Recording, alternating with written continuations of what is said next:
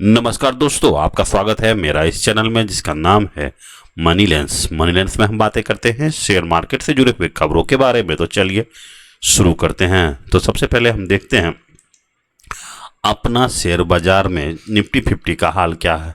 तो निफ्टी 50 जो हम पहले भी बोले थे कि ये कंसोलिडेशन फेज में चला गया है, अब इस पे अब कुछ बोलने का अभी नहीं रह गया है क्योंकि उधर विक्स भी आप देखिएगा 10.8 के आसपास है।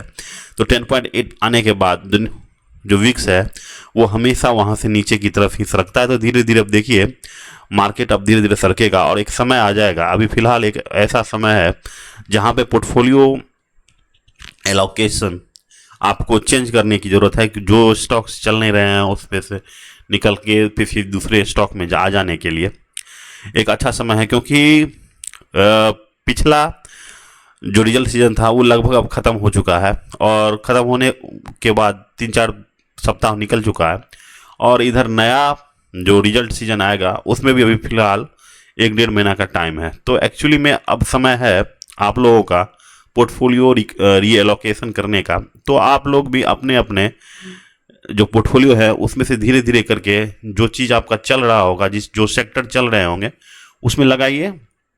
जैसे हाउसिंग फाइनेंस हो गई और फाइनेंस की कंपनियां हो गई और कंजम्पशन की कंपनियां हो गई। तो आप इसमें एलोकेशन अब बढ़ा सकते हैं। और जहां तक बात रही कि आईटी सेक्टर या फिर आईटी सेक्टर भी समझिए, उस सबसे अभी फिलहाल दूर रहने की आवश्यकता है। तो इस सब बातों को ध्यान में रख के अपने पोर्टफोलियो को एलोकेट कर सकते हैं। दूसरी बात यह है कि एक ही चीज़ में आप देखिएगा कि 2 रेट कट हुआ है। जैसे देखिए कार पे आपका जीएसटी डाउन हुआ है 28 से देखिए 18% हुआ है, ठीक है। और उतना ही जीएसटी डाउन हुआ है सीमेंट पे भी। आप देखिए सीमेंट पे भी 18% जीएसटी हो गया, डाउन फ्रॉम 28। तो आप देख रहे हैं कि दोनों चीज़ में क्या हुआ है कि सेम का डाउनग्रेड हुआ है। और वहीं पे देखिए कि इसका बेनिफिट, जो कार का बेनिफिट आप देखिए महिंद्रा एंड महिंद्रा ने दे दिया है अभी फिलहाल, ठीक है, कि कुछ वेरिएंट पे थोड़ा सा कम, कुछ वेरिएंट पे ज़्यादा, इस तरह से जो अपना बेनिफिट है, जो जीएसटी का बेनिफिट है वो कंज्यूमर तक पहुंचाने की कोशिश कर रहा है। वहीं आप देखिएगा जीएसटी कट अगर सीमेंट पे हुआ है तो आप ये देखे होंगे कि अल्ट्राटेक जैसी कंपनियां या फिर एजीसी जैसी कंपनियां के द्वारा अभी फिलहाल प्राइस में कोई भी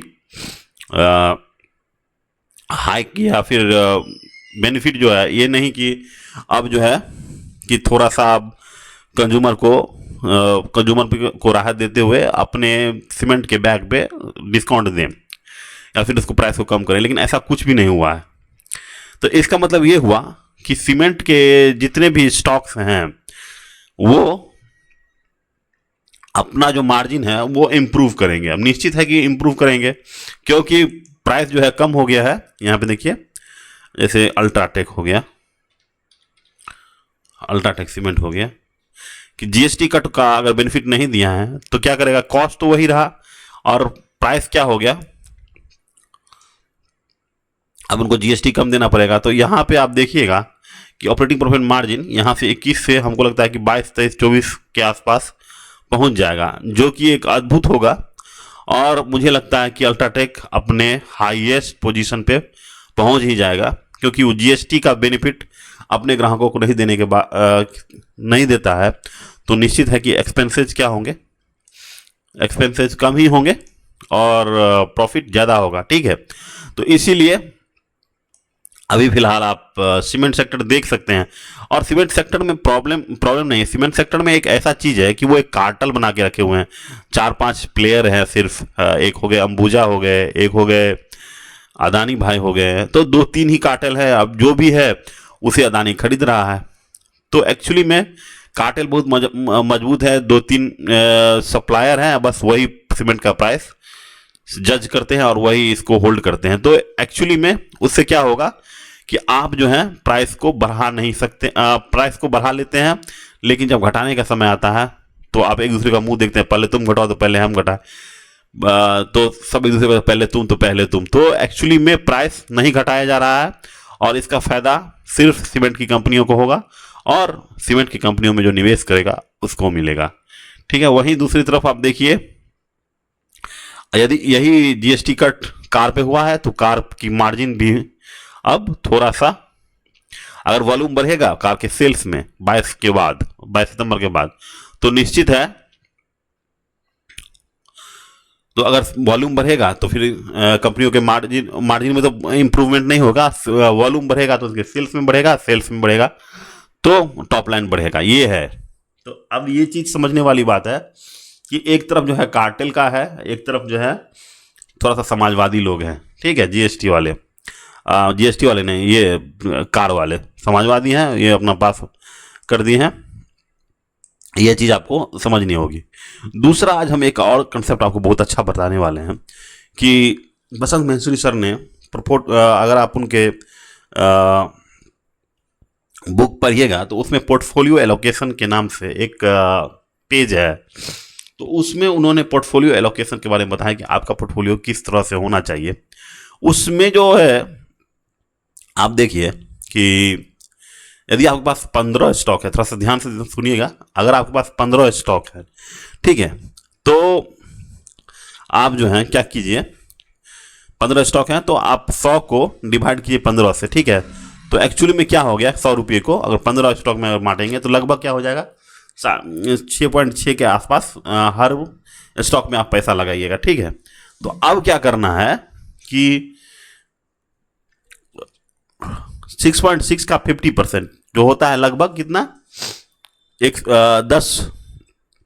10%, और 6.6 का 50% कम कीजिएगा तो हो जाएगा कितना, 3.5 के आसपास हो जाता है, ठीक है। तो आप पोर्टफोलियो एलोकेट ऐसे कीजिएगा कि मिडिल से, यानी 6.6 से 50% ऊपर, ठीक है, और 50% नीचे, तो एक एवरेज टाइप का हो जाएगा। यानी एक स्टॉक आपका 10 का होगा, दूसरा स्टॉक होगा, इसी तरह कम करते करते आप क्या कहाँ तक पहुँच जाएंगेगा, 3.3 तक पहुँच जाएगा धीरे धीरे। क्योंकि इसमें क्या होता है कि अगर आप सबसे ज़्यादा किसी पे एलोकेशन किए, माने 10% वाला किए हैं, तो आपके पास क्या है, 2 5 वाला ही है। अगर 10 वाला नहीं चला तो आपको कंप्रोमाइज करने के लिए ये 2 5 वाला रहेगा ही रहेगा। मतलब अगर ये दोनों चल गया तो आपको वो कवर कर देगा।